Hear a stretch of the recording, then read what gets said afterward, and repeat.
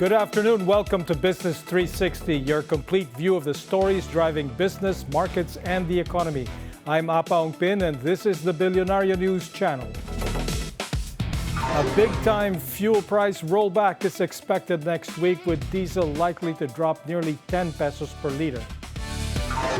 Today, we'll talk about the ease of going solar as more homes and businesses make the switch. Catch Energy Regulatory Commission Chairman Attorney Francis Saturnino Juan. First on Bilyonaryo, the Bangko Sentral revives a decades-old claim against the media company linked to former House Speaker Martin Romualdez.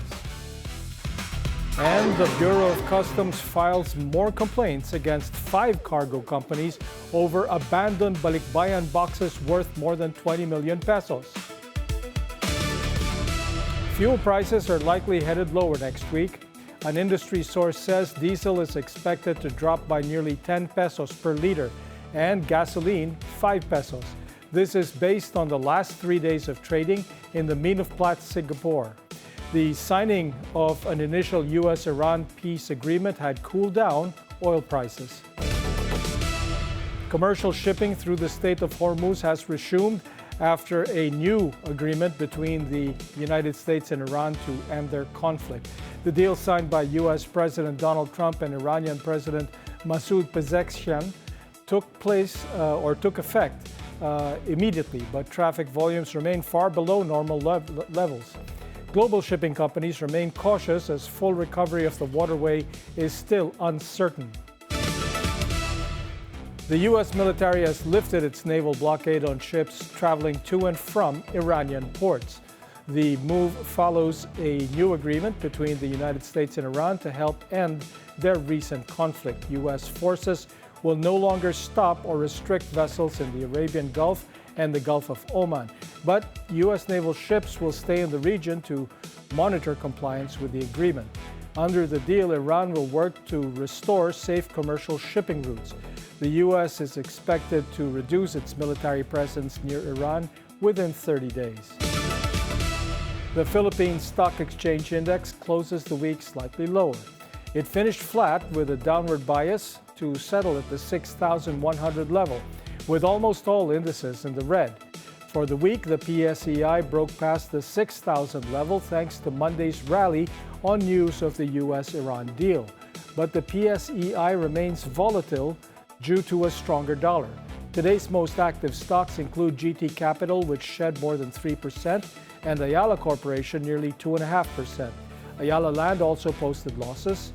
The president of Call Strategic Growth Fund says these are tough times for Ayala Land. It may be a good time for you to slowly look at it again. And I think when you put your money in a company like Ayala Land, it should be an investment that is geared towards the more longer term or the longer term part of your portfolio, because Ayala Land will have to go through tough times. The real estate industry is suffering from high vacancy rates and probably lower demand, and they will have to go through that kind of phase first.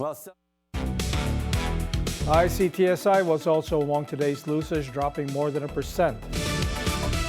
MegaWorld generates 28 billion pesos in sales after selling out 4 residential villages. The sold-out projects included beachfront communities in Palawan and Ilocos Norte, as well as Maple Grove Park Village in Cavite and Embassy Hills in Quezon City. The strong take-up reflected sustained demand for MegaWorld's residential developments across its townships. MegaWorld said it will continue to diversify its residential portfolio and expand its horizontal housing offerings beyond condominium projects. A new PEZA-accredited office tower spanning around 31,000 square meters is rising in Quezon City. SM Offices is building North Tower 3, a 22-story building at the SM North EDSA complex. It's set for completion in the second half of this year. The building will be connected to major transport systems, including the future North Triangle Grand Central Station. It is also one of the few large-scale PEZA developments left in the city, as demand for tax-incentivized offices stays strong despite tight supply. Wall Street closed higher overnight, driven by gains in semiconductor stocks as well as easing inflation fears. The S&P 500, Nasdaq, and Dow all finished in positive territory, but SpaceX shares declined for a second straight session. Investors remain cautious of SpaceX's relatively small public float and high valuation. Up next, we talk about the ease of going solar with Energy Regulatory Commission Chairperson Attorney Francis Saturnino Juan. Business 360 will be right back.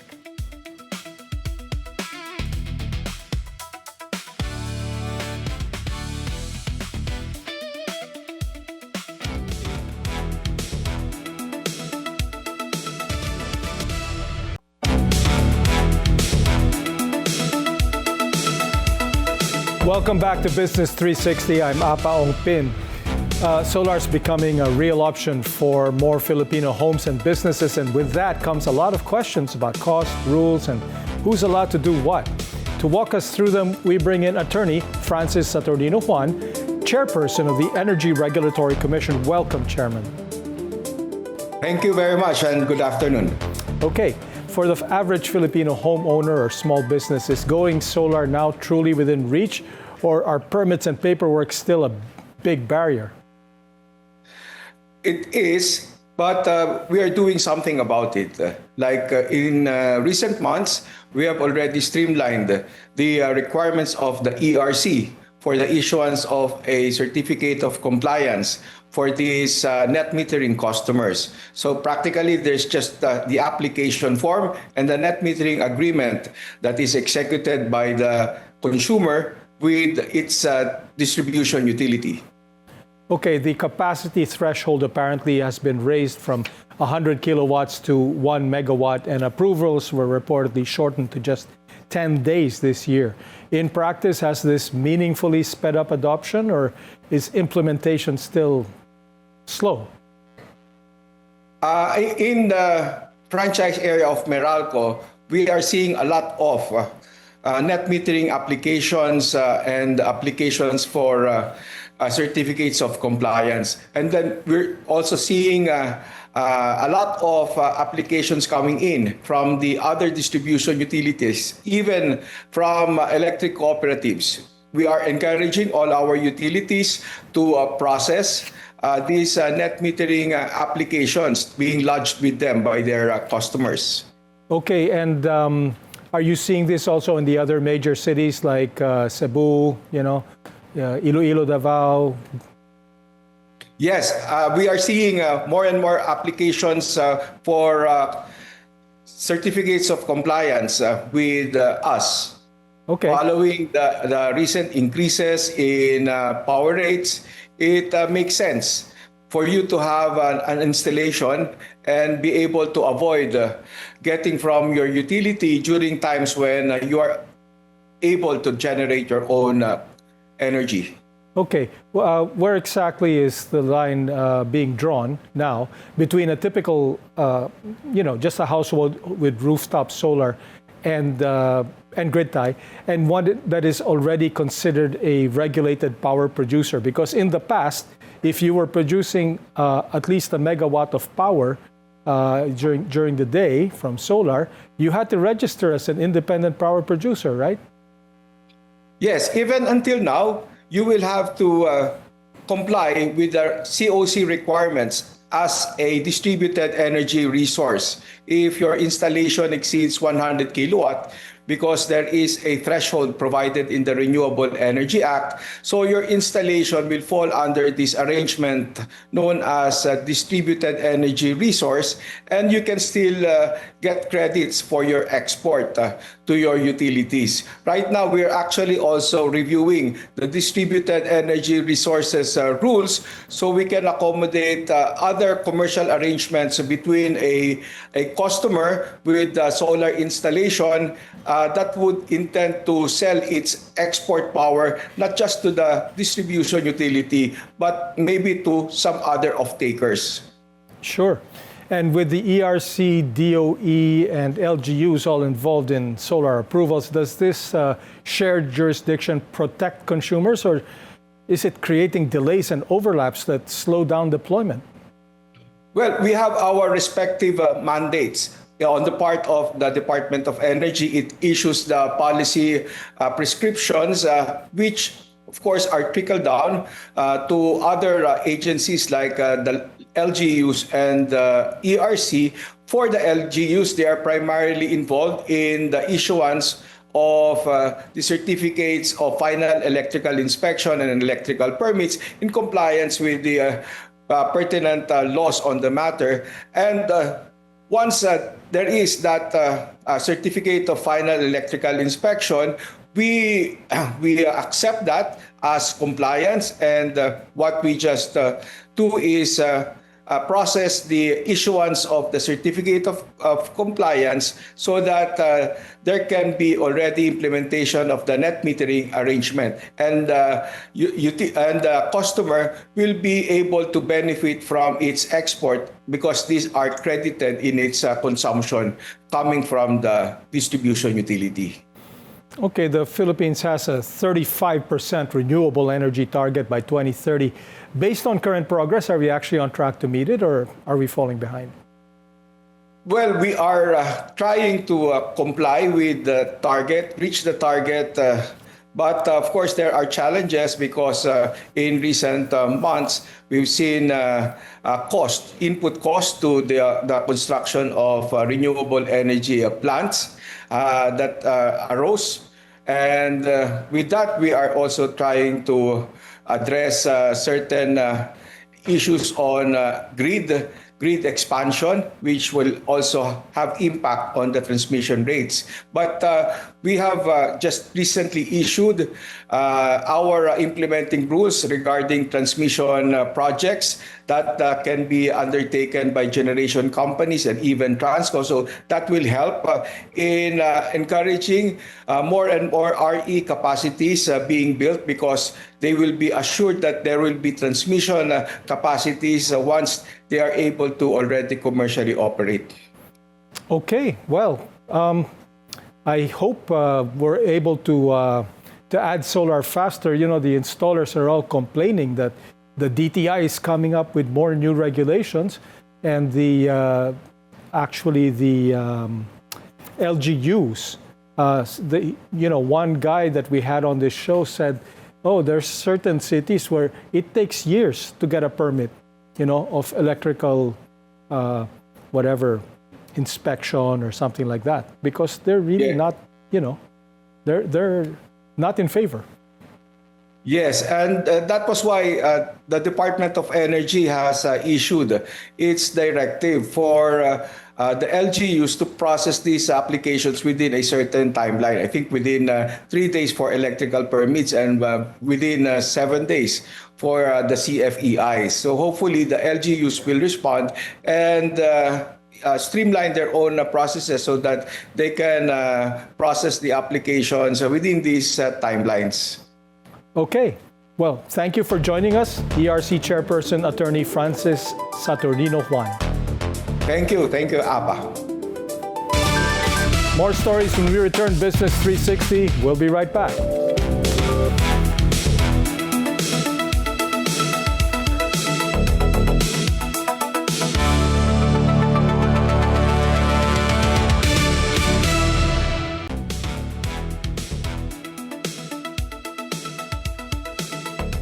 Welcome back to Business 360. I'm Apa Ongpin. The Bangko Sentral ng Pilipinas has revived a 670 million peso claim against Prime Media Holdings, linked to former House Speaker Martin Romualdez. The claim is tied to a 1997 agreement from its days as a bank, covering old overdraft and penalty obligations under a 30-year repayment program. That program expired in January 2025. Months later, the BSP issued a formal demand letter. Prime Media is contesting the claim, saying it is not a presently enforceable liability and is still under review. The Bureau of Customs has filed a second batch of criminal complaints against 5 cargo companies linked to abandoned balikbayan boxes. 5 companies are accused of violating the Customs Modernization and Tariff Act. The BOC says around 3,000 boxes were left unclaimed, resulting in losses of over 20 million pesos for OFWs. Pagdating ng mga boxes nila dito, hindi nila yan inisikaso, meaning hindi nila binayaran yung mga port charges, arastre, duties and taxes, BIR, yan ay iniwan nila sa mga pantalan at hindi nila ginawa yung kanilang tungkulin o pangako sa mga OFWs na ito ay makakarating sa mga bahay ng mga mahal sa buhay ng mga OFWs. The BOC said it is also preparing to file charges against 3 more companies involved in the same scheme. Just 2 weeks ago, the BOC filed similar complaints against Makati Cargo Express. Senator Ping Lacson is standing by his claim that around 700 million pesos in taxpayer money was wasted during the Senate leadership crisis under Senator Alan Peter Cayetano.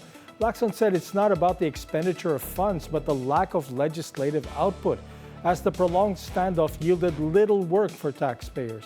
This follows Cayetano disputing the figure, saying the money would have been spent regardless of who held the post.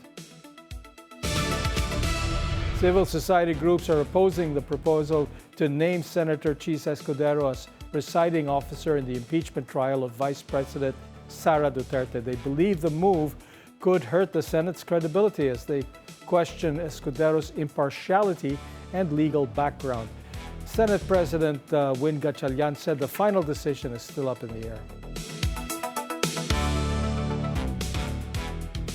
I don't want to preempt yung presiding officer discussion. Pag-uusapan pa yan ng mga senators. At under the rules, it's the Senate President who will preside unless the Senate will decide otherwise. No? President Ferdinand Marcos Jr., meanwhile, said he will support whoever the Senate selects as long as the process is legal and proper. Marcos added he has confidence in Escudero's ability to handle an impeachment trial. As a matter of fact, the rules that were adopted by the Senate were the rules that Senator Chis wrote during the last year's impeachment when they were handling the last year's impeachment complaint. So, in terms of his ability to be able to run the trial, I don't think that's in doubt. The lawyer for the so-called Maleta Boys says none of his clients accused Senator Kiko Pangilinan of involvement in the flood control kickback scheme.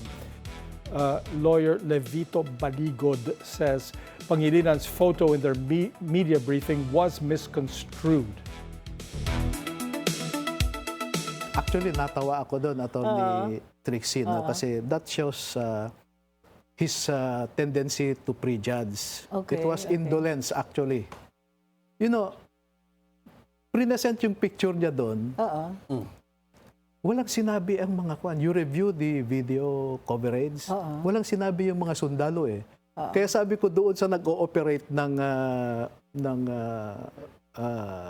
nag-ooperate ng mga presentation ng slides. Anong PowerPoint? Move forward. Kako, hindi yan. It's a number of pictures depicting the use of helicopters and air assets, no, ni Zaldico by the couple. Hindi lang naman minsan during the campaign. No? So, meron makikita mo pa nga 2025 Kiko Pangilinan na suot ni Miss Sharon. The clarification comes after Pangilinan and his wife Sharon Cuneta strongly denied the allegations.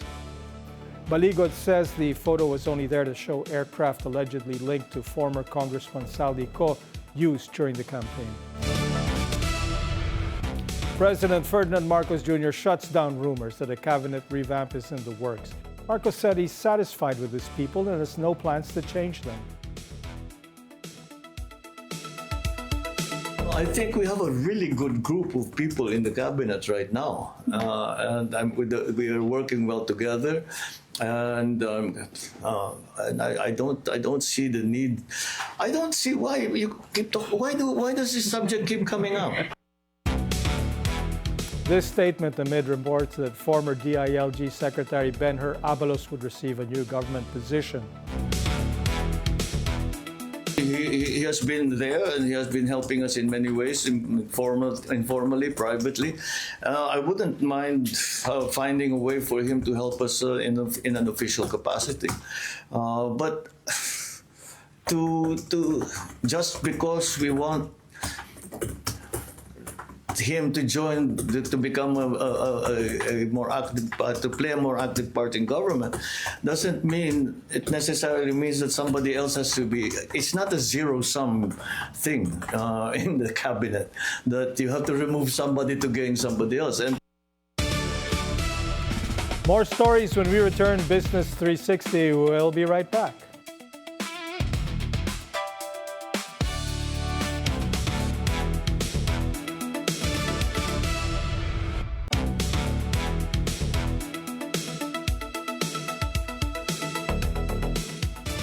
Welcome back to Business 360. I'm Apa Ongpin. President Bongbong Marcos will bring home not only trade and economic agreements from his three-day state visit to Russia. As Joash Malimban tells us, 24 detained Filipinos are also returning home. 24 Filipinos detained in Irkutsk, Russia, for 9 months are finally set to return home to the Philippines today. President Ferdinand Marcos Jr. announced the development following his meeting with Russian President Vladimir Putin on the sidelines of the 2026 Russia-ASEAN Commemorative Summit. According to the president, the Filipinos were alleged victims of illegal recruitment. He said the group had remained in detention for nearly a year, despite not facing any formal charges. Marcos described the release as one of the key achievements of his bilateral talks with President Putin. Siyempre, respetado natin ang batas ng Russia, respetado natin ang kanilang pamahalaan. Ngunit kung may paraan, sana magawa natin. And nagkaroon ng ginawa na paraan. Sabi niya, I remember the last thing he said last night after we were talking about it. He said, "Don't worry, we will find a way. We will find a way to fix this problem." And now, the 24 Filipinos will be released. They are ready for deportation tomorrow by 5 p.m. So those 24 will be going home, back to the Philippines and back to their family. Marcos said their bilateral talks as well as official ASEAN discussions with Russia focused on the three key priorities of ASEAN this year. This include peace, security and stability, trade and investment, and people-to-people and cultural exchanges. While no major agreements were signed during the meeting, the president said the discussions allowed Russia, the Philippines, and other ASEAN member states to map out the future of their cooperation in the years ahead. Marcos also expressed support for initiatives aimed at strengthening tourism ties between the Philippines and Russia. Among the proposals discussed were direct flights by Siberian Airlines to Manila or Cebu, as well as the possibility of a visa-free entry arrangement. In those what arrangements that we have made with Russia have been quite, I use the term ad hoc.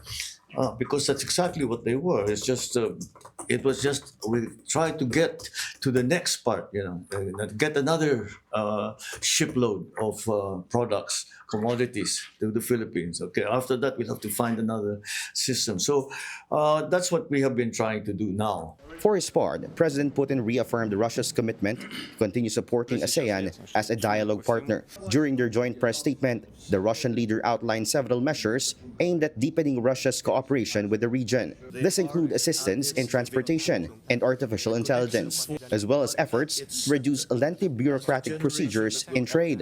Putin also said Russia is prepared to work with ASEAN in strengthening regional stability, particularly in addressing terrorism and cybercrimes. Despite growing geopolitical tensions around the world, Putin maintained that Russia continues to support peaceful resolutions to international conflicts, citing the recent peace agreement signed between Iran and the United States. Joash Malimban, Bilyonaryo News Channel. President Ferdinand Marcos Jr. admits that there are concerns about expanding trade ties with Russia because of its war with Ukraine. Marcos said expanding trade could draw criticism and stressed the Philippines will not be part of any system that furthers conflict anywhere in the world. He notes the country has always been a supporter of peace, but he argued Philippine trade with Russia, around $5 billion, is too small to fund that conflict. In other stories, banks and e-wallets may soon charge or change what they charge for InstaPay and PesoNet transfers. The Bangko Sentral ng Pilipinas scrapped a freeze on fee hikes for InstaPay and PesoNet, but fees must reflect actual processing costs that remain lower than over-the-counter charges. Small merchants must also be allowed to receive digital payments for free, while recipients must get the full amount sent without deductions. The Philippines car community is earning international attention. Japanese racing legend Max Orido says he's impressed by the passion of local enthusiasts. G. Baroga has the story.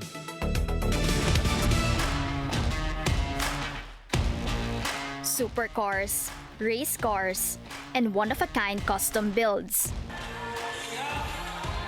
Car fans came out in full force for the Max Orido Safety and Motorsport Festival. 3, 2, 1!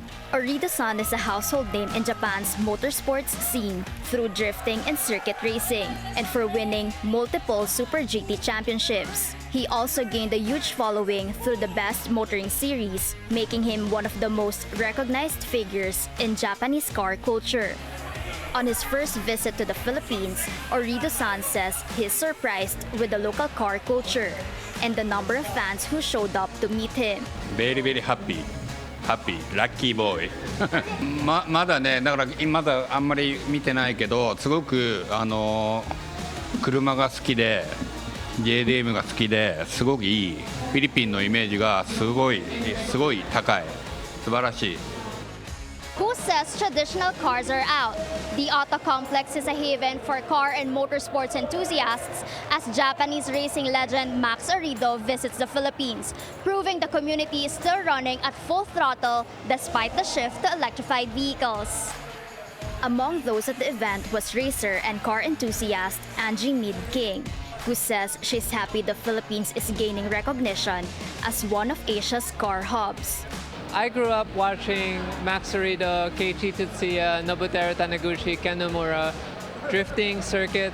They were the options God video. Like all the DVDs that I had back in the day were them. And for him to be here and like want to see the Philippines, want to see the car community, it's a big step. And if a track day happens in the future, Angie says she'd love to go head-to-head with Orido-san, a challenge the Japanese racing legend appears more than ready to accept. For BNC Mobility, G. Baroga. Alex Ayala is through to the Berlin Open quarterfinals after taking down one of the world's top players. Sheila Salaysay has the full story.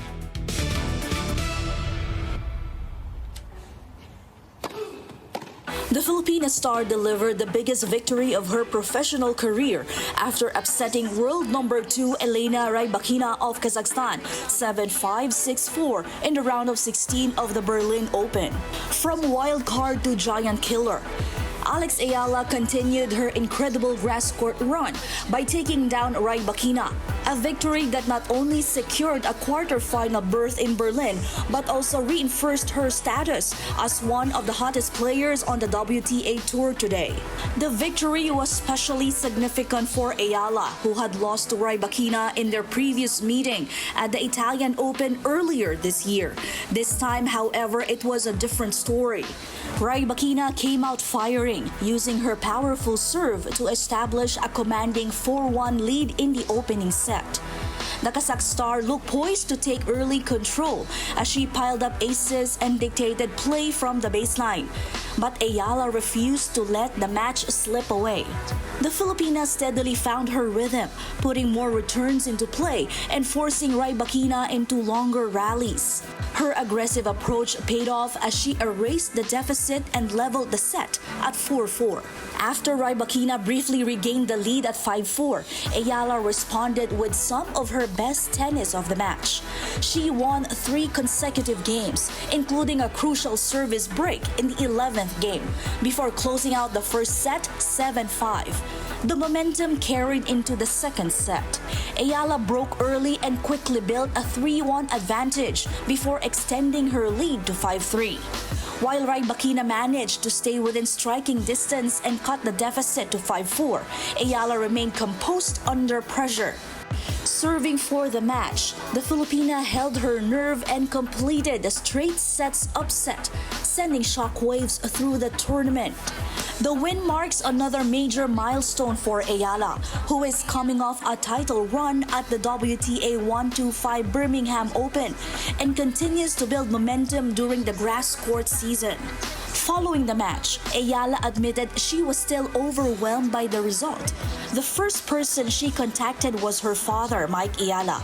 According to the Filipina Star, the family celebrated the moment together over the phone as they tried to take in what just happened. Ayala admitted the moment had yet to fully sink in. I am a little foggy right now. I think, I'm still shaking and I was shaking in the match point too. But no, I'm really happy with today, of course. It could have gone either way. I think there were really tight moments in both sets, and of course she's an amazing player, and yeah, she's the one to beat. So I'm happy to have been able to share the court with her again. A key factor in the victory was Ayala's willingness to play aggressively, particularly on return games against one of the tour's best servers. I think you have to give yourself grace while also being brave. For me, returning and my game in general, a highlight word would be to be brave, and it makes a big difference when I'm able to do that. The victory follows another impressive performance in the opening round, where Ayala defeated Queen's Club champion Donna Vekic in straight sets. Ayala advances to the quarterfinals, where she is set to face world number 8 Elena Svitolina of Ukraine. Sheila Salisay, Bilyonaryo News Channel. Canada turned Niagara Falls into a massive fan zone. Thousands gathered to watch its World Cup match against Qatar. The crowd erupted as Canada secured a historic 6-0 victory in its second group match. This also marks Canada's first ever World Cup win and boosts its chances of reaching the knockout stage for the first time. Fans cheered, waved flags, and celebrated alongside one of North America's most iconic natural landmarks. Unreal. I mean, what a setup here at the Falls. We're here for Canada's first ever win at the FIFA World Cup, set next to one of Canada's natural landmarks. It's unreal. What an experience. You couldn't ask more. And that's Business 360. We'll keep tracking the moves that matter across markets, policy, and the economy. I'm Apa Ongpin. Thank you for joining us. Keep it here on BNC, the Bilyonaryo News Channel.